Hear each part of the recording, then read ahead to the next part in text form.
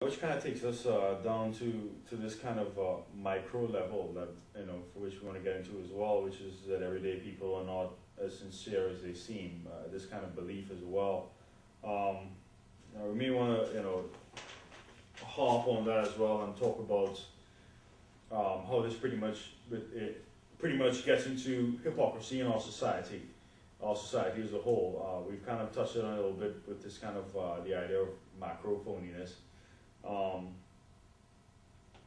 but what are your thoughts on that, or hypocrisy in society with regard to media? Well, I find it challenging and stressful at the same time because with regard to the whole global warming and being green, like, and how you just said that they stress driving hybrid cars, but then they're air conditioning their mansion. It's a hard thing to do because I know I struggled with it. I tried the whole green thing, and I'm environmentally conscious, or at least I consider myself to be. But there's certain things that I do every day that aren't green. I try my best to be green or to limit my TV time and stuff like that. But not everything that you do can fit that realm of being green. So I guess it comes back to balancing again. Can you balance your activities and do what you need to do and be, portray who you want to be at the same time? It's a hard thing to do. But I think the difference in between what you just described and what we were talking about earlier is that you're not telling anybody that they're bad for not doing the things that you're doing, or that they're not behaving properly because they're not doing the things that you're doing. And that's when the American people start to hate it. Yeah, that's a good point. Yeah, I think a big part about our culture as well is that we're into what we think is the hippest thing at the moment, and we go hardcore with that. And then if you get wrapped up in any one thing, eventually the other side, the pendulum swings, and you're left kind of flapping in the breeze. With regard to anything, I mean, even if it's things like going green or anything like that, if you're being judgmental of others, I mean, the way technology is come about, you will get caught, and essentially, and I think this is a kind of a major point as well. Technology has come to the point where it's allowing us to have pretty much access 24/7 to everybody's life or close to it, and so therefore, we'll talk about later, the idea of role models and stuff. I guess we'll just leave that for later. All right, so the next point that we want to move on to is this idea of, we talked about celebrity hypocrisy, right? I mean, just the thing here. All right, what we'll talk about is essentially marketing pushing a lifestyle. Instead of just selling a product, now they're trying to push a lifestyle, telling us how to live. We've definitely touched on this to some degree. But yeah, I mean, you go into any commercial, there's the Coke side of life. I mean, if you think about it, in many ways, it's kind of ridiculous. Sugar and water side of life. I mean, they really are. They're trying to get you. I always think about it. Seinfeld is the most hilarious thing for that.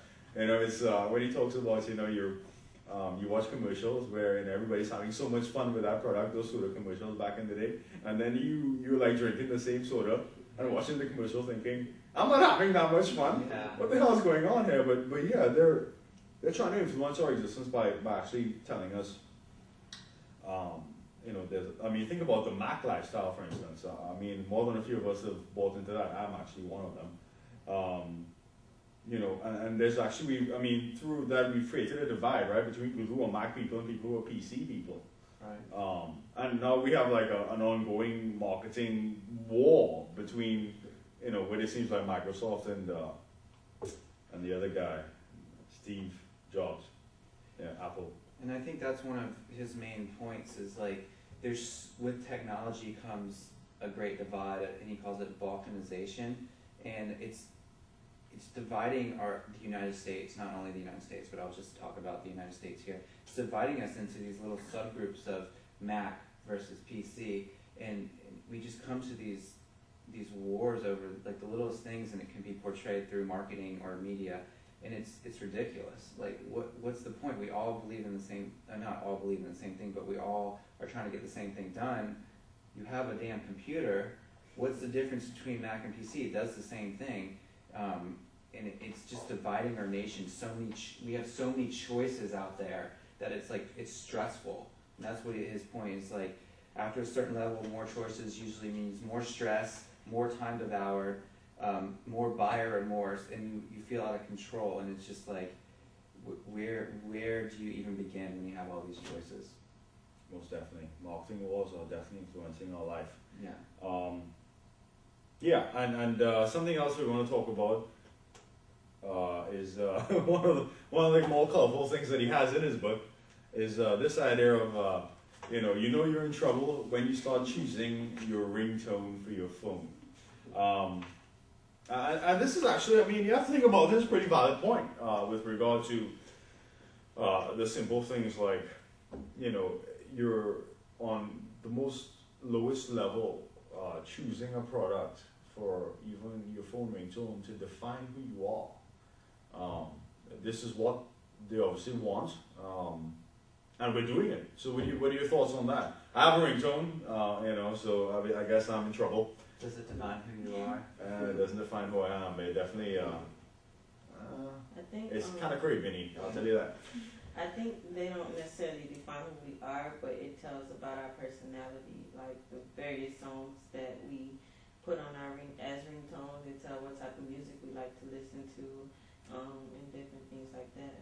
I remember my mom, maybe a year ago, pointed out to me that she thought it was funny that whenever she heard someone's ringtone and she knew who they were, that it would pretty much describe who they were. And I find that to be relatively true, and I guess Meyer makes a good point here about that. Yeah, and then it just kind of like the whole paragraph before the whole like the ringtone to define yourself was that we all feel like there has to be a theme to our life. Like we are a certain way and we need to buy the things that continue that theme and keep it consistent and don't, go out of the norm of what we're supposed to be or what we think we're supposed to be. So. Which is ridiculous. If you think about it, it's ridiculous, but we do that. We do. I mean, think about it. If you start off with a black car, you probably only got a black computer and a black phone. And oh my gosh, I do that. I have a black iPhone, a black car. Oh. Yeah. I mean, we do that kind of stuff. I've thought about it. You don't want to jump outside of your little your perception of who you are, and marketing products define that. Yeah. It's scary, and they know that the marketing people, whoever they are, know that, and they attack us, and they know how to get us to buy that sort of stuff, and it's horrible. What are we gonna do about it? They convince other people though too that everybody has a theme to their life, because I know that I run a lot and I was considered, an athlete in high school, and if I showed up to school like in a dress or God forbid wore high heels anywhere, I was like, oh wow, like you got dressed today, or oh, you're being girly, or you're doing this, and it's like, no, I don't always have to wear running shoes, I don't always have to be in my gym shorts. So it's just like, it's kind of funny too, the way that people see you and they buy into your theme for your life too, and are shocked when you do something completely different. I can't tell you how much it makes me want to just vomit the concept of things that tell you who you are. You ever think about that for a second? That's ridiculous. Yeah, it really is ridiculous. The idea that, I'll say it right now. The guy in Fight Club was right. Yeah. You're not your little apartment. You're not the car that you drive, the job that you work. You're none of that crap. He's absolutely right. How the hell is that defining you as a human being? But at the same time, it is. When you hear a guy, one guy, have Ludacris's Move Out or Roll Out, playing as his ringtone, another guy playing Yanni, you get a pretty good idea of what's going on. Yeah. But who knows who you are more than anybody is your family and your friends. Yeah. The people that, if I wear certain clothes and I go into class, people probably think I'm an athlete or think something else like that. And while I may be an athlete, there's more to me than that, and my closest friends and my family know that. Most definitely. So I think that's a good point. And now that we're aware of these marketing schemes and how people may think, what people may think of us, I think it's good. It's a good thing that we are aware of that. Yeah, most definitely. If we can just make others aware, Yeah. we'd have less, GDP. What is it? GDP at the end of the year. But at the same time, I think some people use the whole marketing things to sell themselves as something that they aren't, which it goes back to the whole theme of this chapter, which is phony people. And Yeah, this is an excellent point. Excellent point. it talks about how you have the white suburban kid who wears sagging pants and all that to be something that he's not. And I mean, it happens all the time, and it's just because we want to market ourselves. And artists, rap artists, various music artists, they market themselves to be something that they aren't because it sells.